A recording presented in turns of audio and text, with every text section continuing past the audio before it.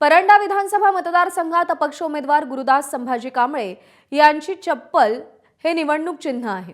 मतदान 3 दिवसांवरती आलंय आणि अशातच कांबळेंनी निवडणूक प्रशासनाकडे एक मागणी केली आहे। निवडणूक आचारसंहितेचा भंग होऊ नये म्हणून मतदान केंद्राच्या 200 मीटर अंतरात चप्पल घालायला बंदी करा, मतदारांना बाहेरच चप्पल ठेवून यायला सांगा। ते चप्पल घालून आले तर आपल्या निवडणूक चिन्हाचा प्रचार होईल आणि त्यामुळे आचारसंहिता भंग होईल असं गुरुदास कांबळेंचं म्हणणं आहे। इतकंच नाही तर मतदारांच्या पायाला दुखापत होऊ नये म्हणून मतदान केंद्रापर्यंत गालीचे अंतर आणण्याची मागणी देखील कांबळेंनी केलेली आहे। निवडणूक आयोगाने निवडून दिलेले जे चिन्ह आहे तर त्या चिन्हामुळे आचारसंहितेचा भंग होणार याबाबत मी त्यांना दिनांक 14 तारखेला पत्र दिलं आहे। निवडणूक आयोगाने ठरवून दिलेलं आहे की 200 मीटर अंतरामध्ये कुठल्याही चिन्हाचा वापर होऊ नये।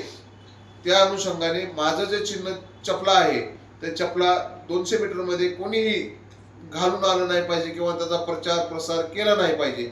त्या अनुषंगाने आपण लक्षात घेतलं पाहिजे की आदर्श आचारसंहितेचा भंग होऊ नये, त्या कारणाने आपण सगळ्यांनी काळजी घेतली पाहिजे।